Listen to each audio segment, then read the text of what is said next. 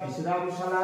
আপনাদের উপরে দেখুন একটি কালারিং বল দেখতে পাচ্ছেন, এটা কিন্তু কালারিং বল না, এটাকে বলা হতো শত্রু ধরা বল। আগে তো ক্যামেরা ছিল না, ক্যামেরার কাজ এটাতেই করতো। এই বলটা কিন্তু এখন নষ্ট, এখনো বোঝা যাচ্ছে। এই বাম পাশে দেখুন টেবিলের উপর একটি পাখা রাখা আছে। নবাবী পিরিয়ডে কোনো ইলেকট্রিক পাখা ছিল না, এটা কেরোসিনে চলতো। পাশে দেখুন একটি প্রদীপ রাখা আছে, প্রদীপটাকে জ্বালিয়ে ভেতরে ভরে দিলে এটা অটোমেটিক হিট হলে এই পাখাটা চলতো। এবার আসুন 16 টাকার খাট দেখুন।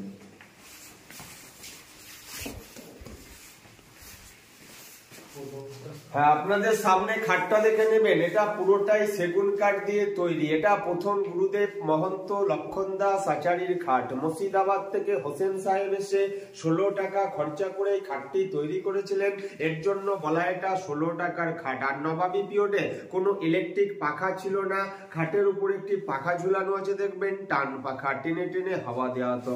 এবার আসুন এই আশ্রমের গুরুদেবদের সম্বন্ধে বলে দেবো। এই বাম পাশে দেখবেন কৃষ্ণর বডিতে রাধা, একটা পাথর কেটে দুটো অঙ্গ করা। আর বর্তমানে আপনাদেরকে এই আশ্রমের গুরুদেবদের সম্বন্ধে একটু বলে দিই। এই আশ্রমে যিনারা গুরুদেব হয় ওনারা বিয়ে শাদী করতে পারে না, একটার পর একটা শিষ্য পরম্পরা হয়। বর্তমানে এখন যিনি গুরুদেব আছে ওনার নাম হচ্ছে রাঘব দাস আচার্য, ওনার 37 বছর বয়স। এই বিল্ডিংটা দেখছেন, এই বিল্ডিং এর উপর তলায় উনি থাকে। এই পাশের গুলো দেখবেন, এগুলো হচ্ছে আগেকার দিনের চাদর চাঁদি দিয়ে কাজ করা আছে। আর সামনে দিয়ে দেখুন কিছু মার্বেল কেটে মূর্তি তৈরি করা।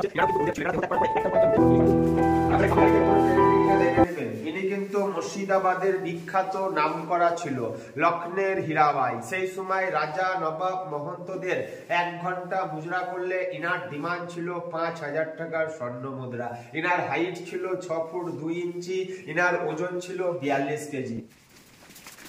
এই সামনে দেখুন আগেকার কিছু পুরনো কয়েন গুলো আছে, দুখানা আছে সোনার কয়েন, বাকি আছে রূপো তামা পেতলের কয়েন গুলো। 1 পয়সা, 5 পয়সা, 10 পয়সা, আগেকার দিনের 2 পয়সা। এটা 2 পয়সা দুটো একটা সবই আছে।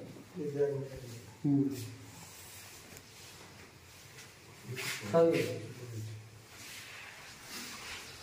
এই দুই পাশে দেখুন কিছু আগেকার দলিল আছে, কিছু স্ট্যাম্প পেপার গুলো আছে, কিছু আগেকার মহন্তদের হাতের লেখা গুলো আছে। এই সামনের গুলো দেখে নেবেন, এগুলো হচ্ছে তালা। যখন মির্জাপুরের বাড়ি বন্ধ করে দেওয়া হয়, মির্জাপুরের বাড়ি থেকে সব তালাগুলো সেই সময় আনা হয়েছিল। এগুলো হচ্ছে গুপ্তি, এগুলো সেই মির্জাপুরের বাড়ি থেকেই আনা হয়েছিল যখন মির্জাপুরের বাড়ি বন্ধ করে দেওয়া হয়। আর আপনারা এই সামনের গুলো দেখবেন, এগুলো সব সোনার ব্যাচ, নবাবী পিরিয়ডের ব্যাচ গুলো আছে।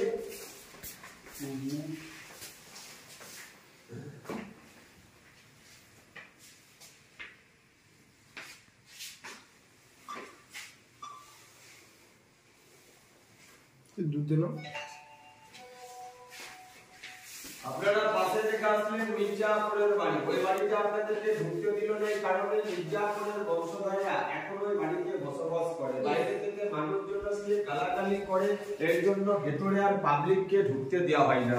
এই মির্জাপুরের বাড়ির ভেতরে এখনো কারাগার আছে, ওই কারাগারে সিরাজদৌল্লাকে জয় শ্রীরাম কুপিয়ে মারা হয়েছিল। মারার পরে গঙ্গার পার কসবা ঘোষিত বেগমের সিরাজের সমাধি এখনো দেয়া আছে।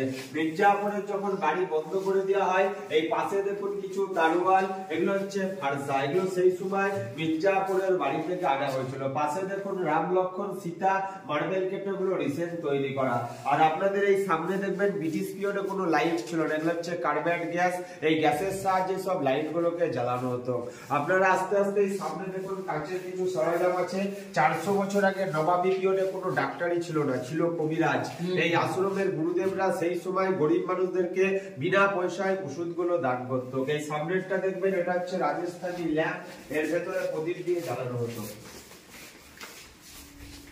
আর আপনাদের এই সামনে দেখুন কিছু লোহা তামা পেতলের বাসন দেখছেন, এগুলো আজ থেকে 250-300 বছর আগেকার বাসন। এই বাসনগুলো এই কারণেই ব্যবহার করা হতো 250-300 গরিব মানুষদেরকে খাওয়ানোর জন্য। সামনে দেখুন পাথরের মতন পড়ে আছে, এগুলোকে বলা হতো জাতা।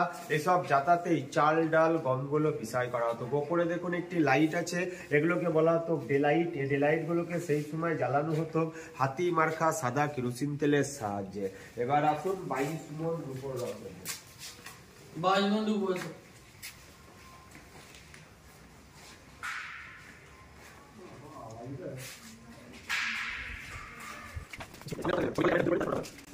এই সামনে রথটা দেখছেন, এটা পুরোটাই রূপোর রথ। 22 মন মানেই হচ্ছে 180 কিলো। তখনকার দিনে মাহান্ত ভগবান দাস 1270 টাকা খরচা করে রথটিকে তৈরি করেছিলেন।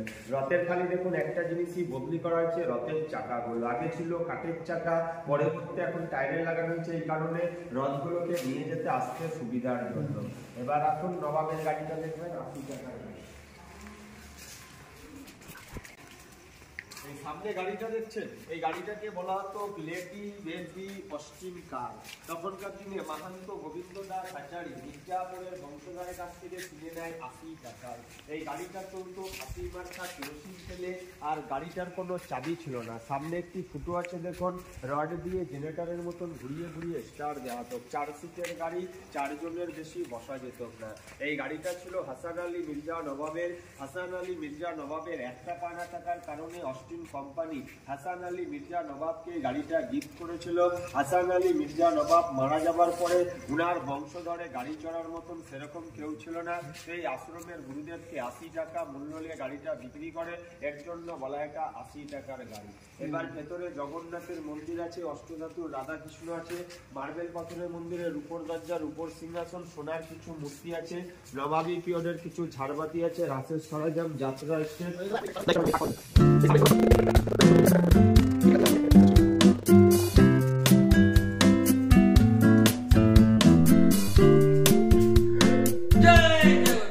জয় জগন্নাথ, জয় জগন্নাথ।